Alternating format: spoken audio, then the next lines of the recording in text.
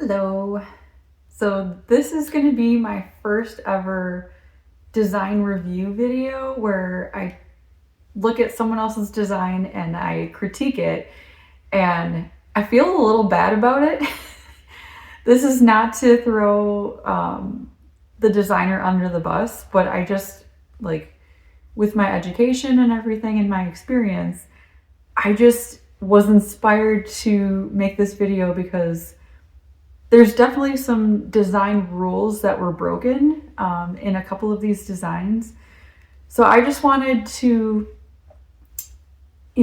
make a kind little suggestion and like what I would have done in this situation, just to make the design function a little better. So I've been watching Bargain Mansions, and the designer is Tamara, and she's incredible. Like, she's a successful business owner, and she's done a lot of flips, and she definitely has the experience where she can definitely break the design rules. She can do whatever she wants because like she's made it that far. But I'm going to bring it back to the basics, and instead of doing weird things just to be quirky, I'm going to explain why maybe sticking to the design rules are the best in this situation.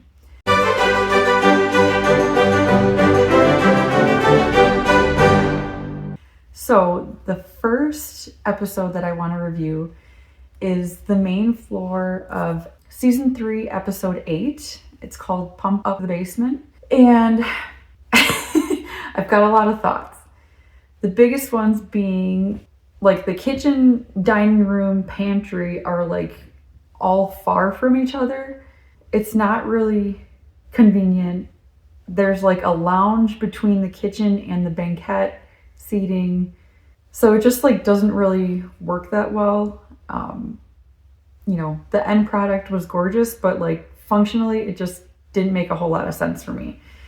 I'll kind of show you the plan that she made up and then what I would do instead. All right, so this is Tamara's design. So you walk in, and now instead of seeing a kitchen, you see this lovely banquette, and then there's like a cool vaulted ceiling in here, and it's kind of funky. So like it is a really nice view, but this is just a lot of empty space to me. So this living room, she expanded this wall. This used to end here, and so she added this space, kind of cut the existing dining room in half and split it into a nook and a pantry. I don't know how I feel about this nook. It is kind of cool, but it's also pretty dark. There's only these 2 windows, so that's a lot of square footage for just having these 2 windows. So I'm not a huge fan. And then, so you walk in, and then there's this pantry and then a sink. So I don't really know what you would use the sink for. And then, your pantry is pretty far from your kitchen, and like, okay, you make a meal, and then you got to carry it past the lounge to go sit at your banquette. So it's just kind of, and this island is too small for seating at the island. So it just doesn't flow very nicely, I guess. And then it seems a little random to have this lounge like breaking up the kitchen and the banquette. And then this is like a little coffee bar. You fill up your coffee pot, then you bring it to the coffee bar, then you make your coffee, and then maybe you go rinse it out at this sink. Oh, you need your coffee grounds, so go over here, bring them over here. Like, just seems really random. I also wanted to note that there was a door here that she moved here into the banquette, and there was a window that she had to close in to fit more cabinets. So just wanted to highlight that in this kitchen, this is the only window space. I'm going to give you my take. So I like this door moving here. I think that works better. But instead of closing this in, I say the more windows, the better. So I would honestly frame windows on either side. This was the original living room, but I would move the living room over here.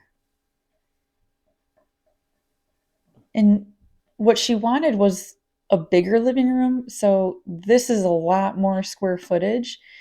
And if she wanted to put a nook or something there, she definitely has the space to do it.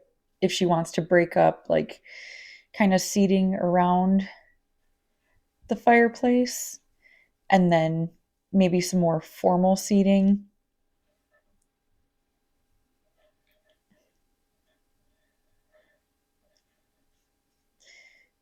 I don't know, maybe a TV here or something. So instead of the living room here, I would just make this into an office. And I would demo this. So the kitchen, I think we can agree that the kitchen wasn't meant to be exactly in that spot. Um, I like the banquette here. Um, and if you like taller windows and you don't want the banquette to shorten up your windows, you could always just have seating around a table as well. I would use all of this space for the kitchen. So you could either close this in or you could leave a door to the office. I'll decide once I draw it out, I guess. So, what is the most important is where is the window? You put the sink under the window. I think that's the easiest way to go. And then we want a work triangle. So, yeah, maybe fridge. And then this would be your glamorous hood with some upper cabinets flanking each side there. You can do more upper cabinets. And then here would be your fridge. So now we've got a really good work triangle where there's no interruptions. And then we've still got plenty of extra space. So I put like maybe open shelving here, and then maybe this would be like a coffee bar. Maybe we make the office a little bit smaller and kind of go like this. Open that up just a little bit.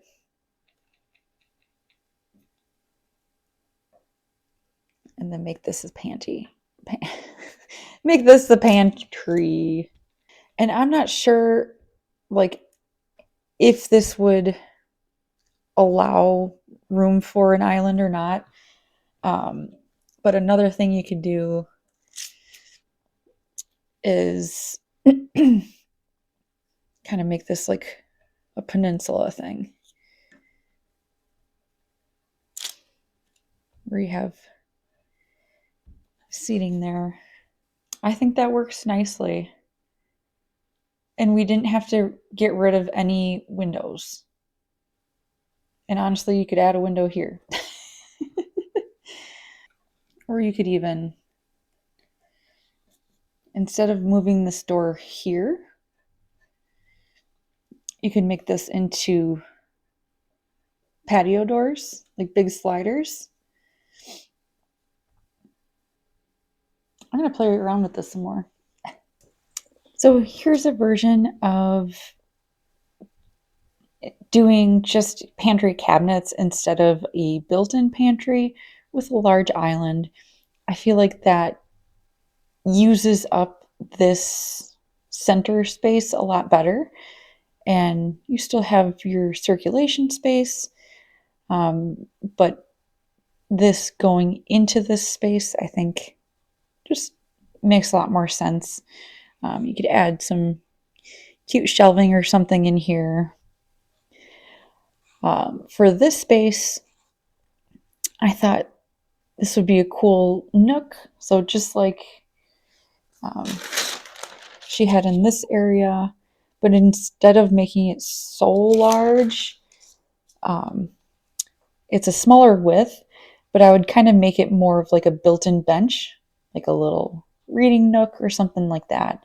Maybe put some cool arches or something. Make it this an architectural feature. Leave this window, add this window. There's actual light coming in from the side. Honestly, I think this is what I would do. I'm not a fan of climbing in and out of banquettes. I like them if it's just like a small, short portion on like one wall and you can just slide in. But if you have to like scooch around a table, they're just not that functional, in my opinion. Not that comfy to get in and out of. So I just do a normal table with a beautiful chandelier. And I would just do this U-shaped kitchen with like a little extra coffee bar nook. I would just do pantry cabinets because I think it just leaves this nice and open. And yes, there's still nothing here, but this is good circulation space. We've got our good work triangle. Um, Going to the pantry is really easy. And this extra space, I put, instead of adding the window here, I put a piano here. So this would be kind of an extra little hobby area as an extension to the living room. This could be an art easel or any other like hobby thing that people do. Knitting station, crafting area, whatever. And then you have this big, nice open office. And if anyone ever wanted like a full walk in pantry, I do think that just eating up space from the office would be the solution there. So, what do you think? Do you like this one or this one? Let me know.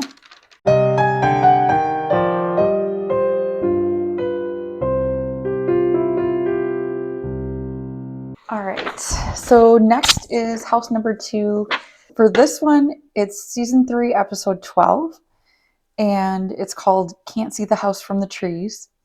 And in this one, she does this giant farmhouse table, and it's amazing, but it's the kitchen again. The kitchen is not as functional as it could be. It's not the worst in the world, but there's just a lot of barriers that I am not a fan of. So let me walk you through that one. I like that she opened up the living room. This is now railing, so you can see into the living room. And then there's this giant farmhouse table, 14-foot long. But this work triangle is funky. So we've got a sink over here, the stove, refrigerator, oven, and it's just cut off, like kind of annoying. And then a pantry over here, which she added. And then this is a door. And then this is another little kind of coffee table area. So just not a fan of like if you're cooking over here, then you got to walk around this giant table to get over here. If you're doing dishes and you have to put them away, like it's just never fun to like work around a corner like that for your main 3 things. So for my version, I definitely wanted to get rid of these walls, but I think there was a missed opportunity to actually open up the living room to the rest of the kitchen and dining space. So I think this is really the flow that would be ideal. Actually, we'll just kind of go like that. So then this just looks like a bay.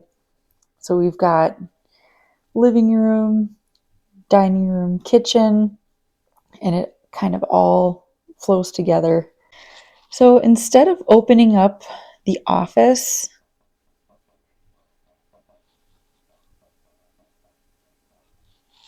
to the kitchen area, I think I want to use this as an anchoring wall to help put the cabinets, instead of having them along the walls where the windows are, having them along this wall.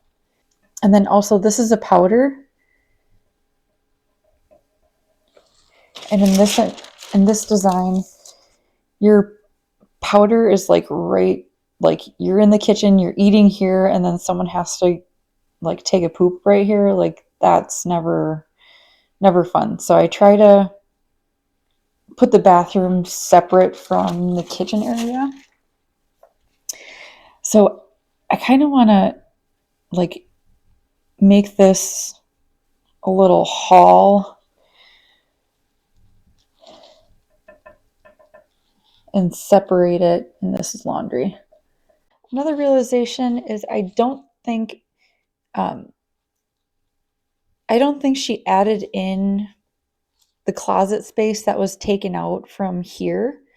So from your entry, you really have to use this laundry area for your closet space. So I'll see if I can find a way to squish in some storage space. Okay, so in this version, I just made a galley kitchen. This was the original office wall, but I lined it up with this laundry room wall so I'd have a nice kitchen wall. I added in a closet so there would be storage by the front door, and then I just expanded the office space so you can put like a little desk in there. The powder got a little bit bigger. I took out the door here and just left it in the laundry room, and then made a new opening in the laundry room. So this would be kind of just some pantry space and coffee bar. You got a nice work triangle. And then this would be an optional oven. You can go for a smaller table if you put a wall oven here flanking the cooktop. All right, in this version, so instead of doing a closet here, we just made the path shorter to the laundry area that has the storage. I was able to fit in an island and as big of a farmhouse table as I could.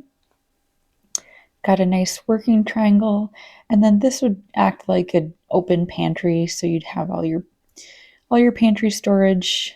But then you can X the wall ovens if you wanted for even more pantry storage. You could also flip the sink into the island as well, and that still would give you a nice triangle. So either way. All right, so this is a couple days later. I wanted to give this one a little bit more thought. So this is Tamara's version, and basically we have kind of a disrupted work triangle with the sink all the way over here. So I thought I could do just a little bit better than this, keeping this, the main kitchen walls, leaving the office here. So my updated version looks like this. So this turns this into a U. So visually, you still have this nice open space because there's no cabinets above here, but you've got a nice work triangle. And then you've got truly a dedicated space for the dining room, for that big giant farmhouse table. You still got some wall space for cabinets and maybe a coffee bar here or just shelving your art or something. And brought the pantry closer. So you're walking a shorter distance to your pantry. And the office is private, and you also get a closet in your entryway. So for me, I like this. It still gets rid of a window here, but I added a window here, so this dining room is really light filled. You still get this giant living room, but I still thought like maybe the living room would want to be a little bit more connected to the kitchen and dining room. So I did one more, and this was kind of what I thought was the best solution and something that I would actually do personally. So this office, I moved onto the other side of the stairs to open up the flow, create a better entryway because this was pretty tight before. So now you have a little sitting area, a closet, and you still have that beautiful sight line into this gorgeous farmhouse table.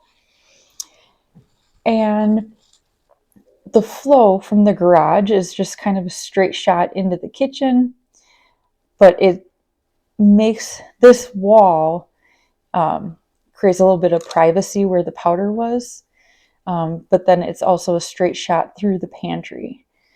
And you've got this awesome work triangle, and you could either do an island or instead of the island,